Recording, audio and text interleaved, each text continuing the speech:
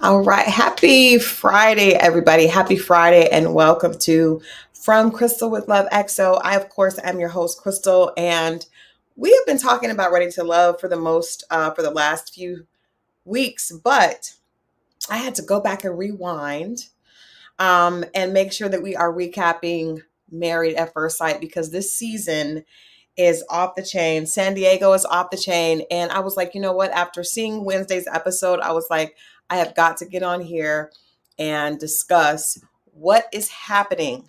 What is happening in San Diego with these couples. I'm going to go ahead and wait a few minutes. If you are just joining, please make sure that you let me know that you're watching because we've got to have an interactive conversation about Married at First Sight. These couples are very special. And I think one of the things about Married at First Sight that's making viewers a little upset is that we don't really understand how the experts are picking these couples and assuming that they will work, right? We're talking Lifetime's Married at First Sight, one of my favorite shows. I have to say that first, yes, we're going to get into this, but this is one of my favorite shows. I think it kind of feeds that hopeless romantic in me. And so you're hoping that the experts can, suggest people to go by faith, not by sight, right? Or go by compatibility and not by initial reaction. You can push them out of their comfort zone and that something will work. But I am interested in seeing what I would love to see. Hey, Marriott. Hey, Jay Blake. Thank you guys for chiming in. Make sure if you're chiming in that you let me know you're here because I want this to be a conversation. This is just going to be a recap. We're not going to stay on too long, but we have got to talk about this season. And I need to hear what you guys think because these couples, I don't understand what the experts were looking at in terms of them being compatible, right? You guys, Lindy and Miguel is what forced me to make sure that I said, you know what, Friday night, we've got to talk about Married at First Sight. So we're going to talk about Lindy and Miguel last. But if you look at all the couples, you know, there's so many glaring red flags, stop signs. And I'm like, how did the experts think these couples would be good together? I don't understand it. Also, I am waiting for Devon Franklin's sighting, right? Where is Devon Franklin? So we heard that he was going to be on this season. He has yet to make an appearance, and I'm very interested to hear what he has to say. Now, I have his book right here, The Success Commandments, and I also have a copy. I don't have it right around me, but I do have a copy of he and Megan Good's book on waiting, and the wait. I think that's what it's called, the wait. I'll have to bring that the next time we do one of these conversations because we've seen Devon in the credits and the trailers, like for upcoming episodes, but he has yet to make an appearance. So I don't know where he's at. I will say I do like what he writes and what he talks about, but we know that last year, about a year and a half ago, Devon went through a very public divorce with Megan Good. So I'm interested in what he has to say to help these couples keep their marriage together.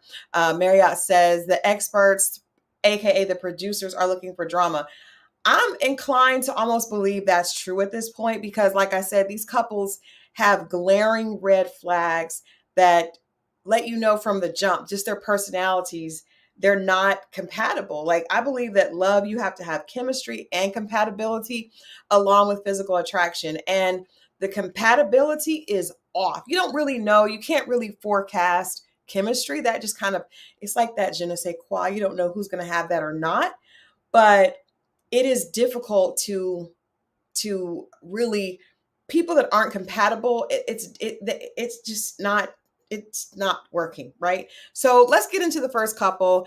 Jay Blake says, I've watched their interviews. Whose interviews? Do you mean the cast or do you mean the experts? I'm interested to hear everything because I'm thoroughly confused about why they picked some of these couples. Now I'm going to start with Mitch and Krysten, actually, because this couple is, to me, I think this is the couple that most people thought was most problematic, right? And they could potentially prove us right. They definitely have time to prove us right, but Mitch is very, very, he just isn't the type of person that works well for me, in my opinion, with reality TV, right? He's kind of in his head. He is, oh, Jay Blake said you were talking about my Devon and Megan. I've watched their interviews too, and I definitely, that's a whole nother topic that I definitely could get into, and we probably will once we see him make an appearance. But actually, just to be honest, I'm gonna be honest, I felt like Devon and Megan were not compatible. That's one of them things. They probably had chemistry, right? She's absolutely beautiful. He's very handsome. So they probably had physical attraction, but I don't think they were compatible. I think that he's very conservative.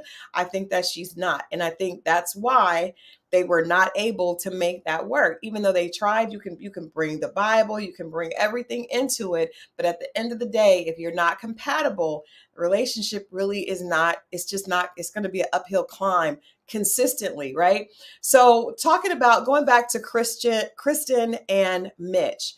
So Kristen and Mitch, everybody, we saw the issues up front, right? Mitch, he's like, I'm not really sure why he actually signed up for Ready to Love. He's very in his head. He seems very picky. I also pointed out a few weeks ago when we were talking about, we had just seen them all get together, the weddings. He wasn't initially attracted to Kristen. He made a lot of excuses.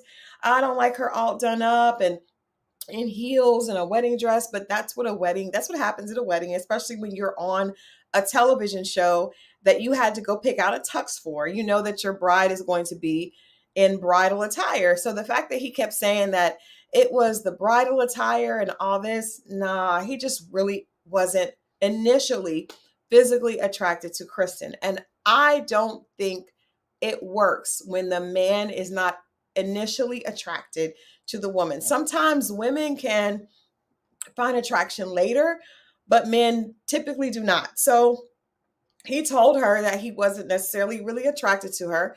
She was understanding, a lot more understanding than I would have been, a lot more understanding than probably most of us would have been, and said she wasn't going to give up, but she was really kind of thrown off by that statement. Now, after that, they started drinking and, they ended up kind of messing around. Then at this point, they have consummated their marriage. Hey, Ismaine, welcome. Welcome everybody. If you guys are just joining, we are recapping Married at First Sight. I have been giving a lot of interest and a lot of energy to Ready to Love, which we still going to get back to. But I wanted to make sure that we talked about Married at First Sight because I've been watching week after week and I'm just a little frustrated because these couples are so off for the most part, right? So Mitch and Krysten, Mitch was not necessarily attracted to her. Krysten has this past that kind of like has been haunting her. And so we see in this last episode, she actually shares with Mitch that, she was in this long-term engagement.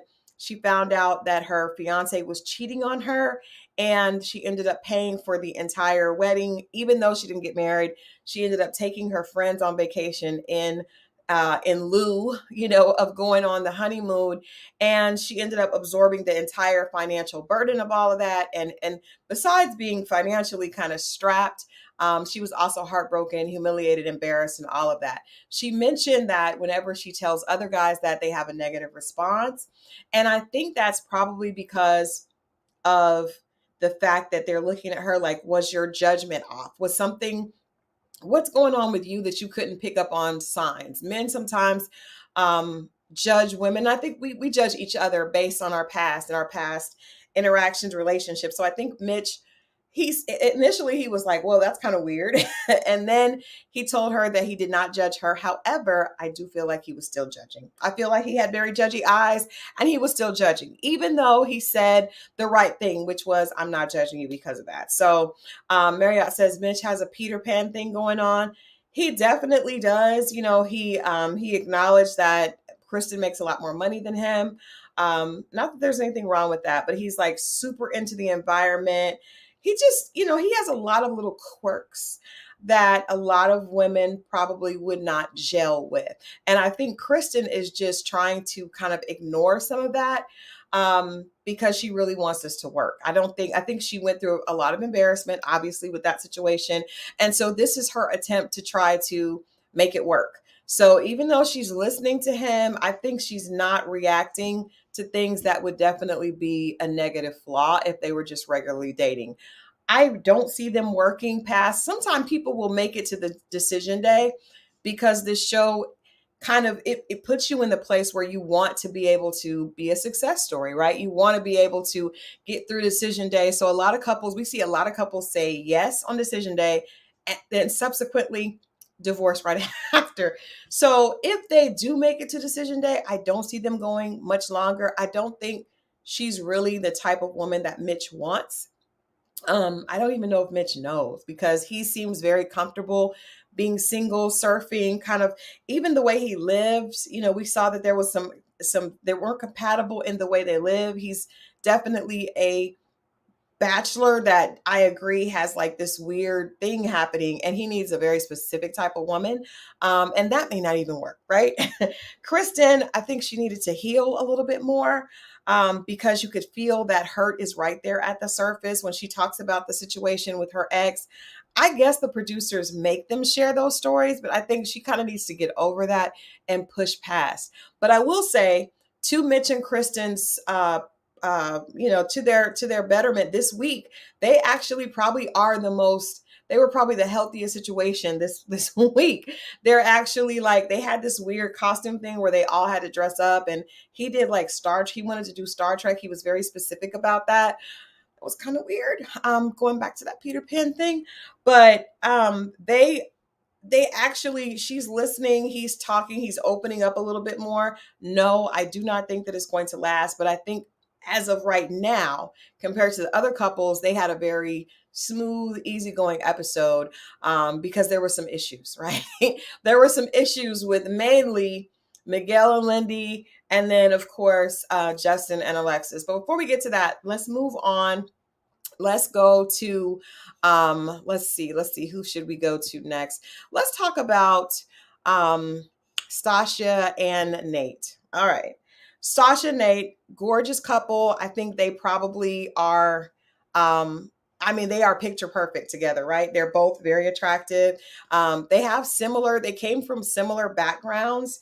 But however, they are not, in my opinion, they are not compatible. Again, we see more incompatibility because Stasha is this very, very, very domineering businesswoman, right? So she wants the house to look a certain way. Did you guys see where she actually had the bed, like the complimentary things on the bed, and she wanted to take that to the new house with them? And it's just she is extremely in control of her life. Now, a lot of times we realize people that need to be in that much control of their lives have gone through some type of trauma, right? And they've tried to control the outcome of their life by controlling everything in it, and that does not work. And it also is very uncomfortable for anyone that they try to be in a relationship with.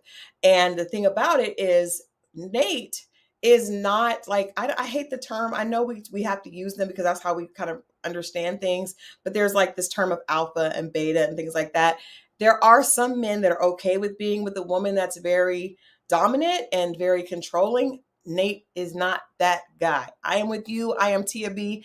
He's not here for it, right? Nate is very, even though he's laid back, and I actually am impressed with him a lot more than I thought I would be because he's really trying. He's putting in some effort here. Yes, she emancipated herself. She is really trying to control, and I think she has done an amazing job. She's very successful. But one of the things that I always say, and I talk about this on my channel, you cannot apply the same principles to being successful in your career to love. It does not translate.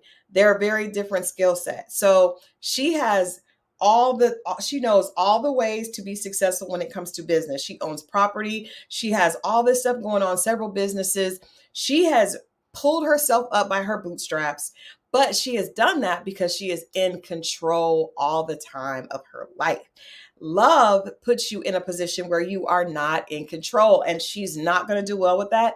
And the thing about Nate is he's not a pushover type of guy. Like there's some guys that would just be like, oh, I'll let her have it. That's important to her. namely an older guy. I feel like the experts really should have put Stasha with an older guy that would have been a little bit more patient with where she's at in life. So she's 36 years old. She's a little bit older. She's a few years older than Nate.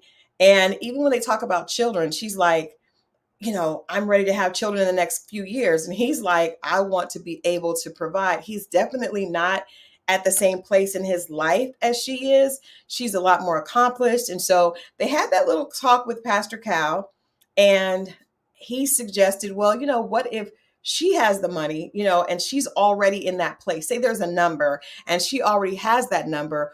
Would you be comfortable? And I think for some men that may be okay, but I actually respect the fact that Nate wants to get his own. He doesn't just want to come into this marriage and, with this woman that's very accomplished and has, all this money from all the work, the fruit of her labor, and just kind of live off of that and take that. And actually, even if he did, trust me, we all know she would get tired of that very quickly. The way Sasha is built is on goals. She is goal oriented and driven. So she sees something, she figures out how to get it, and she goes after it. She conquers it, and she does it. And this situation with Nate, he is not going to be another accomplishment. I think that, like I said, I feel like the experts should have put her with somebody a little bit more mature in that way. And I'm not saying that he's not mature, because I like the fact that he actually acknowledged he would open up and go to counseling, right? Both of them have some serious trauma from their childhood, abandonment issues. He was adopted. He's kind of numb. He hasn't dealt with a lot of that. Relationships are where all that comes out. And then she has her own trauma, from her own childhood and having the same issues. And relationships is where that all comes out, right? So he acknowledged and said that he would be willing to go to therapy and go to counseling. I thought that was huge for Nate. And even his friends, we had this event where the friends are coming over and meeting the significant other, and they're talking again. Even his friends were very, very, very surprised, and gave her a lot of props for the fact that he actually is embracing this. Hey, Tiffany, thank you so much. Yes, you guys, please like this. We are talking about Married at First Sight. We have been doing a lot of conversations on Ready to Love, but tonight is all about Married at First Sight. And I want you guys to tell me what you think, because I was like, when I saw Wednesday's episode, I was like, we have got to have a conversation about Married at First Sight. Stacia and Nate, yeah, I think if you're talking about picture perfect, they got it. But when it comes to actually being able to make something work and being compatible, she's just not in the same space. She's going to need a man that is a lot more patient and a little bit further ahead of her, so that she feels she can learn from him, and he can not really respond to all that, controllingness that she has, because Nate is probably going to check the mess out of her eventually. It's coming. Trust me, it is definitely coming, because he's opening up, but she's not really relinquishing control. And that's going to be a problem. So, I think that he is definitely less mature as far as business and career, but I think he's more mature in the fact of understanding that everything doesn't go your way, and that a lot of times life can be ups and downs, and there can be a lot of fluidity there. And I don't think she's very rigid, right? So where a lot of people would assume, because she's very accomplished, that she's more mature, that actually shows there's immaturity when you don't have flexibility and you're very rigid and you don't look at anyone else's viewpoint but your own. That actually shows there's some immaturity there. So I think they're off. They're just not on the same page. And there's this physical attraction, but she doesn't feel safe with him. And I think he's eventually going to be exhausted with the fact that he's trying, but she's not willing to. She's just stuck, right? Because she's someone that has managed to escape pain by putting her all into her accomplishments, and she's gotten very far, and she's beautiful. So, it's like, it's not a situation where she's had to listen to someone else and take someone's advice. And usually when you're talking about women that are very accomplished, they will listen to someone that they feel like has the ability to tell them something, right? And again, yes, IMTB says the coffee maker conversation, she sounded silly. Right. And he understands life is not a book. Like things happen and it's not, and she's like, well, I have this, I should be able to have what I want. And that's not really how life goes, especially when you're talking about partnership and, being not all about you. Like when I look at Sasha, it's like, well, this is what I have. It's worked for me because look at everything that I've accomplished. So you should do what I'm doing because what I'm doing is right. Right. So I think that they're going to have some issues. I don't see them. I could see them getting to decision day just because, again, the idea of winning and not failing is a big deal with this show. And I think Sasha does not want to lose. I think Nate does not want to lose. However, I just think that if they met when he was maybe like 10 years older, they probably would be the perfect couple. But at this point, he's still finding himself. She's not open to allowing him that grace. And then Sasha's going to have to give herself some grace as well. And I think she needs a little bit of balance in her life because it's all about accomplishments and what what target she's hitting, and relationships just don't work that way.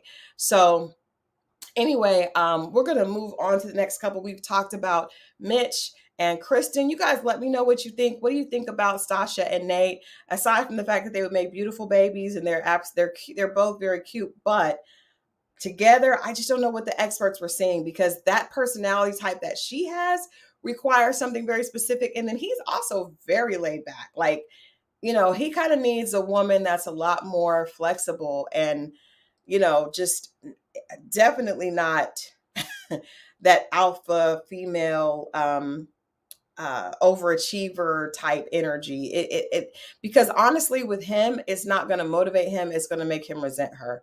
So I think that this is going to be an issue, and I agree the kid thing is going to be a problem. Because first of all, he's just not ready. You know what I mean? Like when he says, I'm not ready, he wants to be in a certain place. Just because she's in that place doesn't mean that he's ready. You can't loan someone your maturity in a certain area. It just doesn't work like that. Higher Perspective says he's a beta. I could see why you say that. He's definitely, but you know what? He's not the type of beta male that is going to just be okay with being controlled. There are some guys that would be okay, just kind of going along with the flow and letting the woman kind of, be the more dominant partner. I don't think he's that type. I think he's gonna lash out and he's gonna lose interest if it doesn't, if things don't move in a different direction. And I don't see that happening. I think they are very attracted to each other, but I don't think they're compatible. I think they may even have chemistry. I think they're just not compatible. And I think that, right, I kind of agree with IMTB. I don't think that he's necessarily a beta. I think he's just he values different things. And because he's definitely not going to let her push him around. She needs a more passive type guy and I think, like I said, a guy that's older, even a guy that has more of like Justin's personality that really is okay being on the other side of that and saying, hey, you can have it. I'm fine with that. But Nate is not that guy. Nate is not that guy. He does not want to feel like he's being controlled. He's not going to want to feel like he's being pushed around. Nah. Mm-mm, mm-mm, mm-mm. All right, so we're going to move on to Morgan and Ben. Morgan and Ben. And, this couple had a huge issue because, first of all, Ben had COVID. So they got a late start. They got a late start to their relationship, but they did join the other couples on the honeymoon. And but there was a huge disconnect initially, right? So we know that Morgan is a nurse, but obviously she went back to get her BSN, which would actually give her, more credibility in the workplace, probably give her more money, but it doesn't mean that, she was already a nurse. Ben did not understand that. And he immediately had a conversation with Justin about it and felt like he was being lied to and she was being almost like fraudulent. Like you said that you're a nurse and you're not a nurse because you haven't graduated yet. And so that caused a huge rift. He went and had the conversation and talked about it. And even when he talked to her about it, he was basically like calling her a liar. And so Morgan has not been able to get past that. and we see her continuing. It's been like 3 weeks since that happened, and she's still not over it. She mentioned that to his friends, and actually the consensus was you're just gonna have to forgive him, get over it. Like, or you're gonna stay like you're gonna stay mad. You're never gonna let it go because she really can't. Now, she's also another one that is very set in her ways. And I get it because guys, any people that are single, most people on this show are set in their ways, right? They're set in their ways. That's just a part of being single for a long time, and then realizing that, okay, I need to do something drastic. If you're on Married at First Sight, you probably are set in your ways, and that's why you're single, right? And so when the show happens, you can be excited about it, but old habits die hard. Donna D, trust me, we're getting ready to get into all that, Lindy. That's why we are here to talk about Lindy and Miguel and all that foolishness. But we got to talk about Alexis and Justin first, and then we're going to definitely get into Lindy. That's why I said, oh, we got to talk about this on Friday, because when I watched the episode on Wednesday, I could not believe it. And I couldn't believe the comments from people. But back to Ben and Morgan. I love the fact that we see him trying. I think there's a little bit more compatibility just because both of them, um, they both have been single, and I think they have this cultural connection. If they could just relax and let that come. But both of them, he's trying, but there's still a guard up with him. And then Morgan, she just kind of like, even though she says she's trying, I think, and I knew this when we first met her, it's going to be very difficult for her to really just soften up. Like, okay, let me see how this works. The guard is up. The guard is up there, right? And she just won't let it go. Of course, with him, we can tell that guard is up because his first thing was, oh, she's not being honest with me. She's lying about, this. Also, finances. Finances are going to be an issue. And she brought up the fact that he initially said that he was not going to talk about finances. They were going to wait until they got back so that they can enjoy their honeymoon, which I thought was a really mature perspective. I was like, that's really mature for people to say, hey, let's talk about finances when we get back. But also in this show, you're wondering, who is this stranger? Who is this stranger that I just married? So even though you may want to do the mature thing, I can see why people end up having those conversations about things, even when they may not be ready, because you're just wondering, like, what's wrong with this person? This seems too good to be true. What's wrong with this person? I think there's some attraction there. And I think there could be compatibility. But there doesn't seem to be a lot of chemistry, like we saw, Pastor Cal asked about their interaction, like their romance, their intimacy and the cuddling, and they're not doing that at all. And he doesn't seem to pick up on points. And then when Pastor Kyle was like, well, what if she was open to cuddling? Would you try? And then he just puts his hand on her. And it was just like awkward. And you can tell that he's not like the smoothest guy. He doesn't really know how to do that. And she also isn't the type of female that will make you feel comfortable and inviting, right? She's a whole wrestler, like, right? She does martial arts. She's just, not that that's a bad thing, but she doesn't seem to be the type that can make him feel comfortable and, make him feel like he can make those initiations for romance and for intimacy. So they're kind of stuck to me.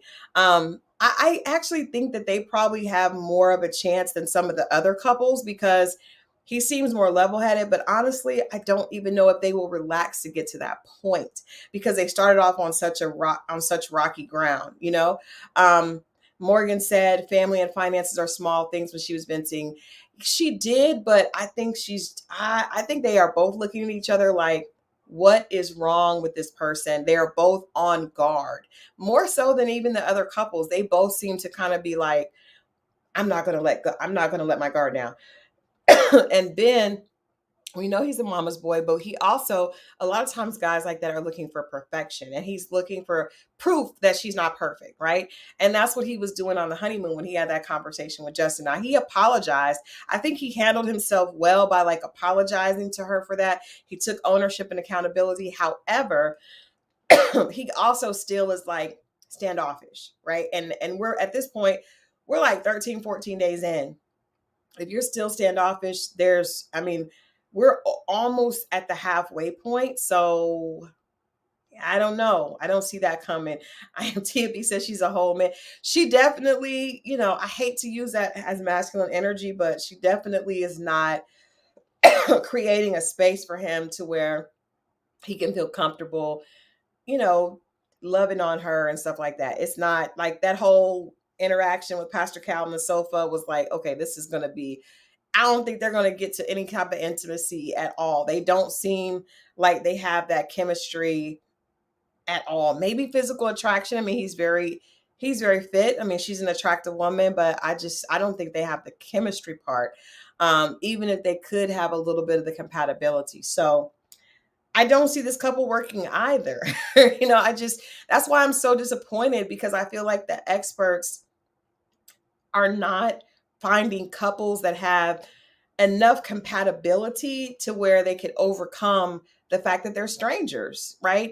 Except now, okay, we're moving on to Alexis and Justin. This couple was like a huge surprise how they just really, that's kind of a blurry picture. Sorry, guys. But they, like, I think that people were like shocked at how much we were shocked at how much she seemed open to him, right? Because I didn't really know what he was gonna do. He's kind of he's like a joker. Like, you don't know exactly what you're gonna get. His whole interaction with his brother kind of like threw me off. I was like, is he gonna like the girl? But he really, really, really just like overcome. Really likes Alexis. Like, love at first sight, right? Love at first sight for Justin.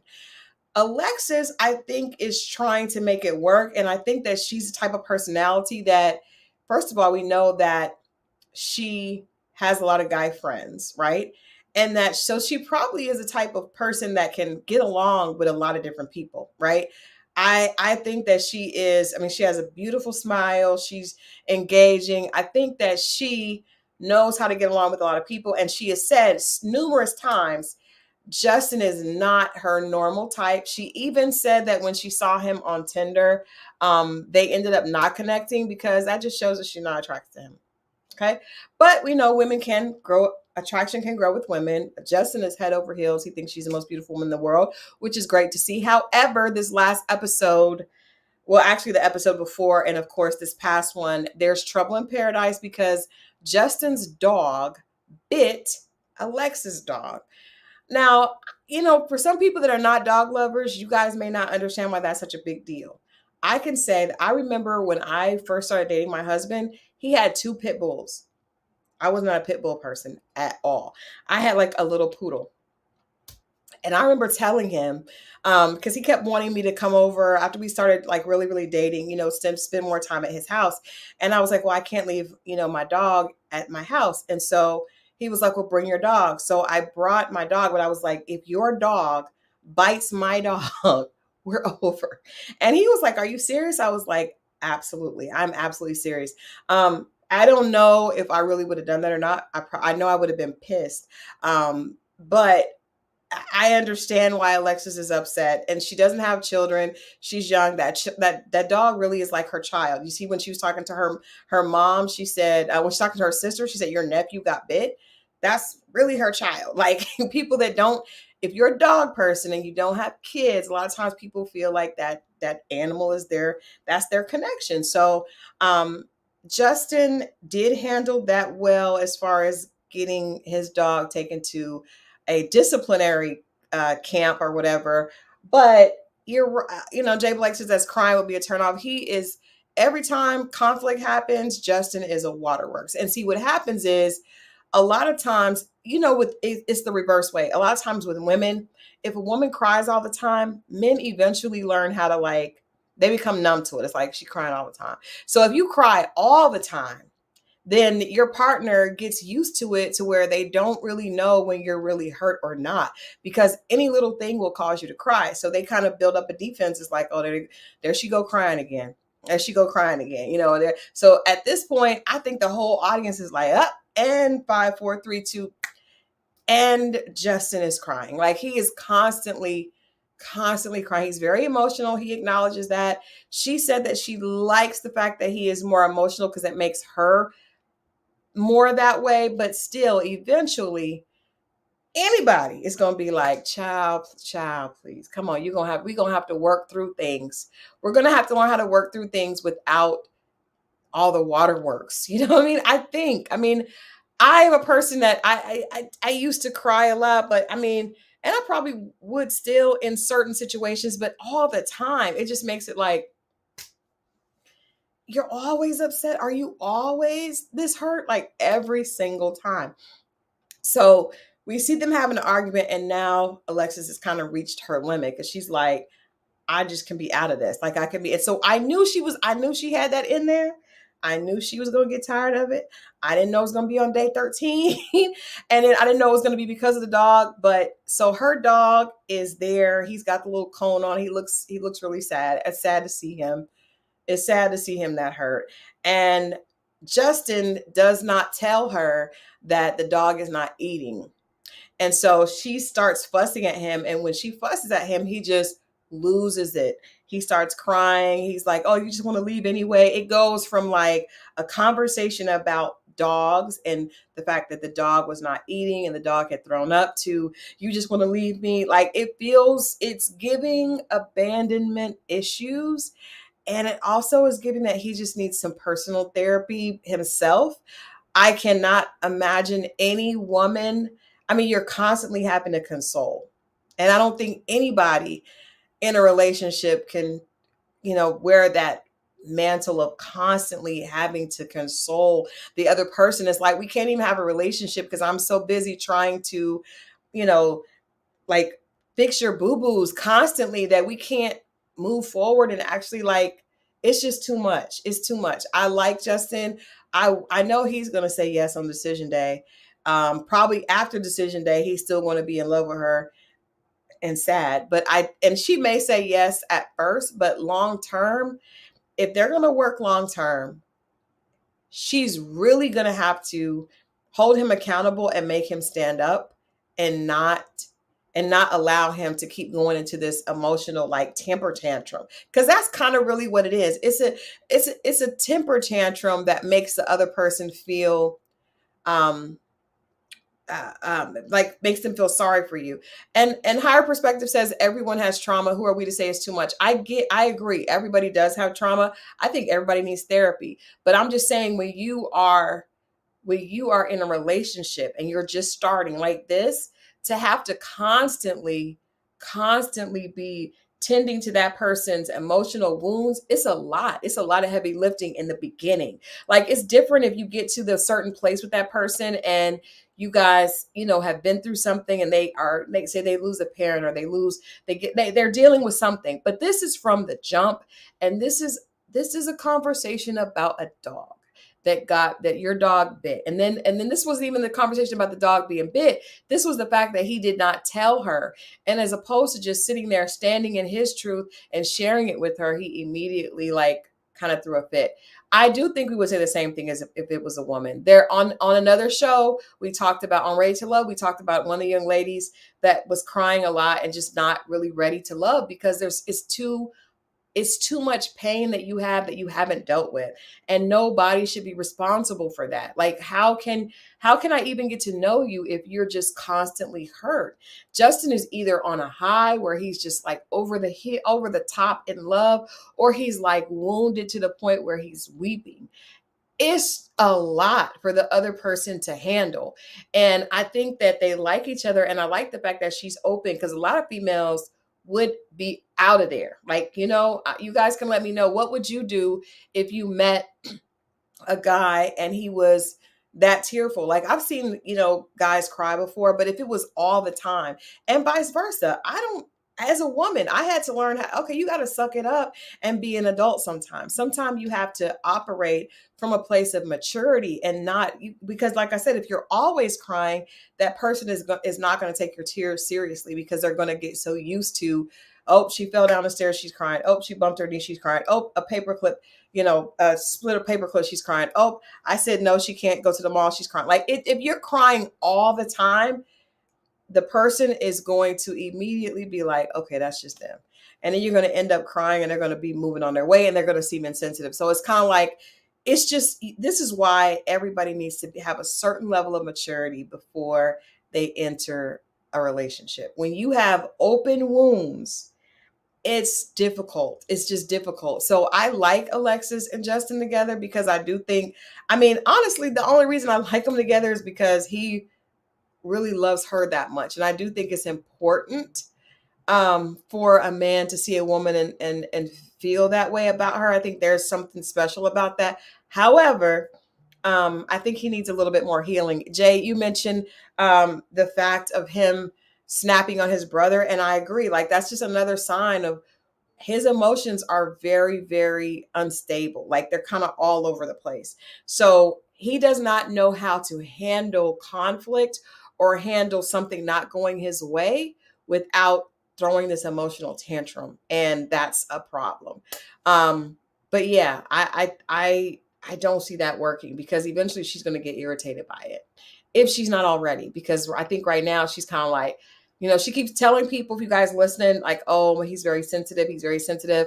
But I mean, come on, we can't even get to know each other because you're crying all the time, And I think he's a sweet guy. I think he just has a little bit more work to do to figure out what is going on in him. Because sometimes you just got to be able to have a conversation and disagree without it turning into a emotional fit. Like that does not help you to move forward. So I'm not happy with the two. I don't think they're going to work either, honestly, long term. But if they do, the only reason is because he is learning to stand in who he is and becoming more self-aware, and she has a lot of patience. But I don't know about that. We'll see. It's not looking good. On to Lindy and Miguel, because guys, this again is what caused me to have to do this tonight. Lindy and Miguel, unbelievable. So of course we met Lindy. She's the one that comes from a very, very, very conservative religious background. I thought that may be an issue just because she was raised very rigid. Anytime people are raised not to respect other people's opinions, that's an issue, right? But she's kind of broken out of that. We see her; she's very liberal now. She's in a whole different space. So the issue that comes this past episode is Lindy doesn't have health care, and it's so weird because Lindy has a job where she doesn't make very much money, and she also doesn't have health care. She also doesn't have a consistent work schedule. She's young. She's 28, 29, I think. But for her to be bragging about her PhD and all this stuff she has, she's interesting that she doesn't have health insurance and her job doesn't seem very consistent. Now, maybe she's building something. I'm not hating on that. Sorry, guys. I am an entrepreneur and have been for years, so I get it. A lot of times you have to purchase health insurance, which is extremely, extremely expensive, right? However, you don't go on the show to get health insurance, right? You come on the show to get married. And then we see Lindy is saying that she's not ready to take his last name. So this is where the conflict happens, guys. Lindy is not ready to take his last name, right? And she explains very eloquently why she's not ready to take his last name. She has her PhD. She's done all this work for 29 years. Her identity has been this. She said, this is the only thing I was given from the beginning was his name. And I don't want to take someone else's last name until I'm sure. Okay. Then Miguel comes back and he says, well, to me, in a marriage, it's hard to act like a marriage because we're living together, we're doing married things, but you're not willing to take my name. So it feels like it's very backwards. Now, Lindy wants the health insurance. She wants him to call his job and put her on his health insurance, but she does not want to take his last name. In fact, she said several things need to be in place before she would take his last name. However, you guys know, in order to put someone on your health insurance, number one, money gets taken out of your check to go towards them, right? Because health insurance is not free. Even if you have great insurance, there's still a cost. It's still different when you go from one person to two. So for her to feel like she's entitled to that, but yet she's not entitled to sharing her entire world and even just listening, like as soon as he explained to her what he thought, she shut him down.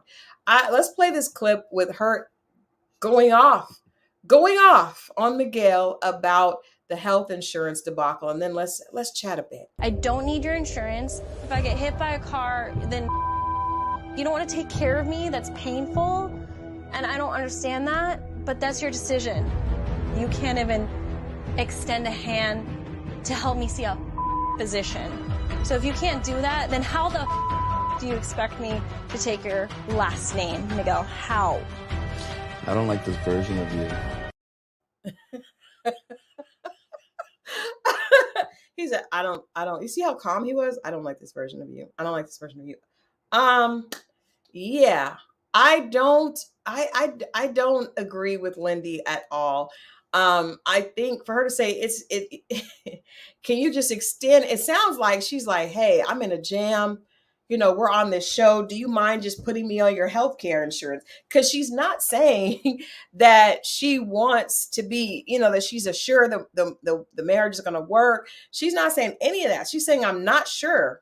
But if you don't care about me enough to put me on your health insurance, I'm like, Lindy, why don't you figure out how can we get you some health insurance? So maybe you need to do some research. And what have you been doing up until now? You don't get on the show. And then on day 13, we still got to get to decision day. If they say no on decision day, then he got to call back and take her off? Or did she just think because they were paired, she automatically should be able to stay on the health insurance? Like, can y'all help me out? I just was like, what? Even his friend was like, I'm sorry, I'm kind of like on his side. Even, some of her castmates were like, this is kind of weird. Like, look, I understand that you come into it and you want to have a positive outlook. You want to believe that the marriage is going to work. Nobody wants to sign up thinking that their marriage is going to fail. However, my problem with the way Lindy is thinking is she's listing all these things that she wants and that she's not okay with. And she keeps talking about all that she's accomplished with her name the way she is. It doesn't sound like a woman that understands this is about partnership. And if you feel that way, fine. But don't say, can you help me out and put me on your health insurance? Yes, it is extremely hard to get someone off your health insurance. I know people that have done that and then regretted it later. Like, you don't just on day 13 put someone that is telling you that they're not sure about the relationship on your healthcare insurance.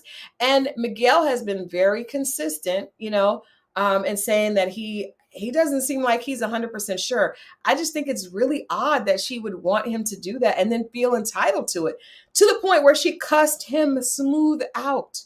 She's definitely over her religious, she cussed him out and like threw a fit. That's another example of an emotional fit. You're trying to be manipulative because you're trying to make him feel bad because you don't have health insurance, when the reality is you came on this show as a whole 29-year-old adult without health insurance. So why is it so important right now that he puts you on his health insurance? That should come after you guys are certain you're going to be together and you're going to make it work. If you say no on decision day, first of all, a lot of times insurance doesn't even work like that. You can't even just call and put somebody on. Usually you have to wait until open enrollment, until there's enrollment, you can put the person on.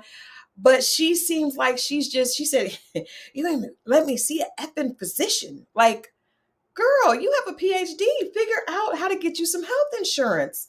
And then if you guys work out, I'm certain that he would. But it's also very, very plausible that he may want you to take his last name. Him calling his job and saying, hey, can you put this woman that I've been with for 13 days on a TV show on my health insurance?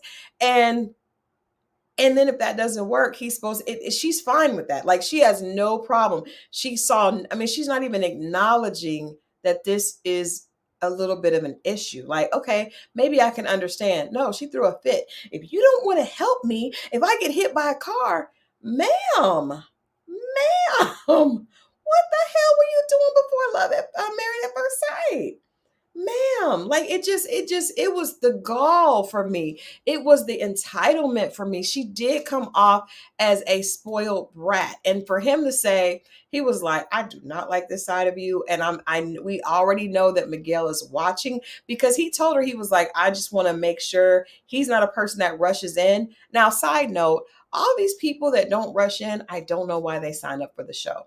I have no clue, because the show is about being open to rushing in. Fools rush in, and Married at First Sight is about perhaps doing something out of the ordinary that could possibly pay off with the love of your life, right? You kind of have to be a hopeless romantic. However, we all know that the reality is marriages don't always work. So for her to basically try to like, it was like low key bullying. Like, if you don't want to put me on your effing health insurance, like, girl, what? And that just lets you know it's going to get worse and worse and worse.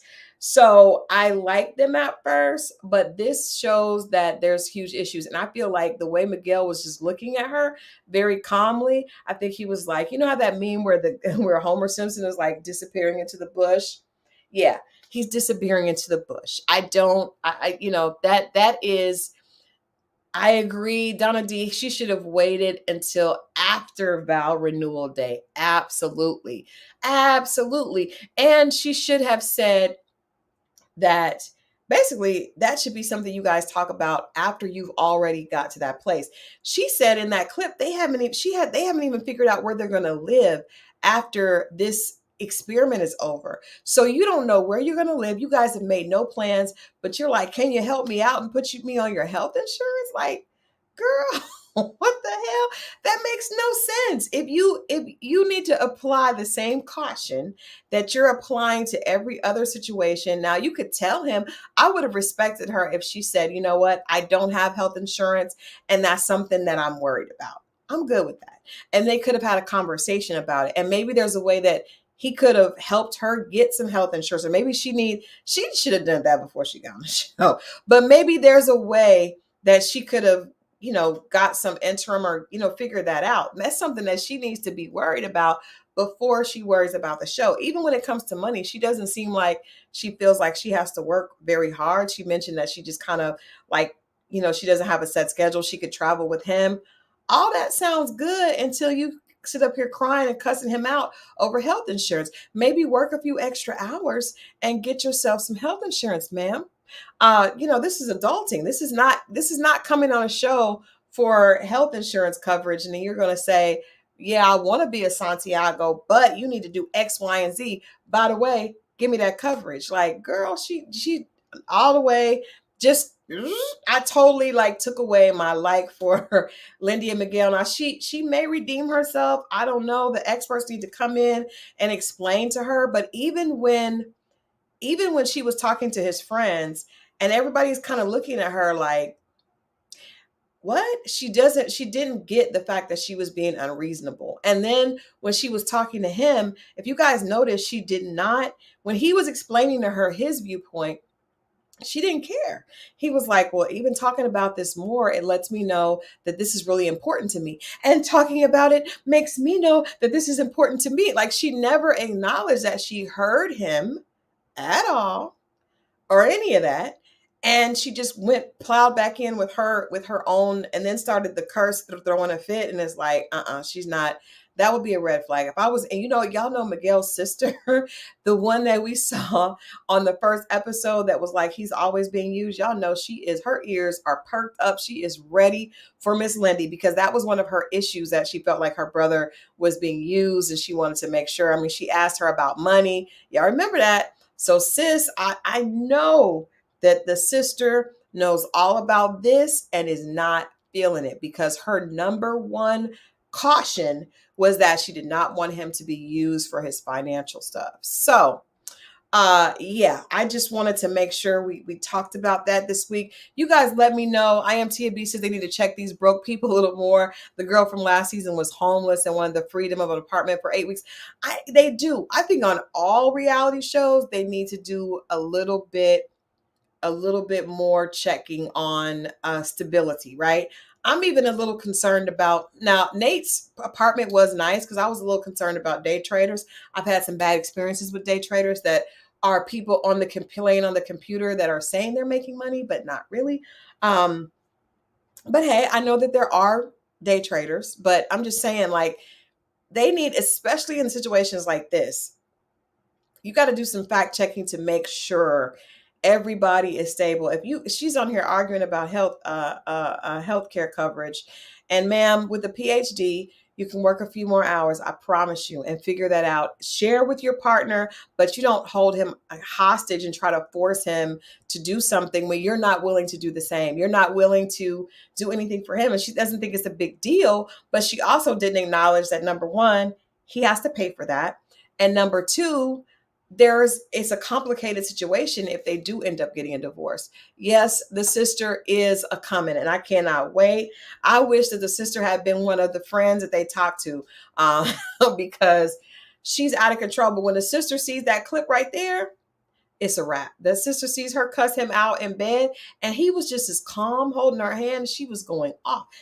I'm in physician, and you don't care about me. Like, girl, this is too much. Anyway, I'm gonna get out of here. I know that Miguel's sister won't see the episodes, but trust and believe Miguel is talking to her, just like they're talking to their friends. I promise he has told his sister that she believes that she should have been added to his health coverage.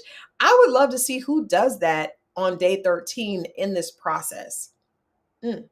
Especially with somebody that's saying, I could see it a little bit if Lindy was saying, I'm already sold out. I will take your last name. I'm ready to make this work. I'm in this for the long haul. But she's saying, I'm not sure. I don't know. This may not work. By the way, put me on the health insurance. No, ma'am. No, ma'am. All right. This has been fun. I hope you guys have enjoyed. Please leave your comments. Please make sure that you like this conversation. We will be talking about this again. We have some Ready to Love tea coming on Monday. We have another Ready to Love castmate that will be there. And I actually have a past cast member that's going to join for some tea next week. So you guys make sure you tune in for that. I'm with you, Tia. There are real married couples that don't even get name changes that fast or health insurance. I got married last October. I literally last month just got on my husband's insurance because I don't know, we just didn't get around to it. But I mean, on day 13, she says on a TV show, can you help me out? Lindy. Listen, Lindy. Y'all remember that little boy that was like, listen, Linda, listen, Lindy. Girl, you have showed your true colors, and I don't know that we'll be able to unsee that. But until next time, again, thank you guys for hanging out with me on a Friday night. I hope you have some fun weekend plans in place. I hope you got some good stuff that you're planning to do, planning to love on yourself, planning to relax, and all that good stuff. I will be right back here on Monday night for more reality check and more conversations throughout the week on love and relationships. I love you guys for watching, and I will see you later. Please make sure to like, and if you haven't subscribed, make sure you subscribe. Have a good weekend. Bye-bye.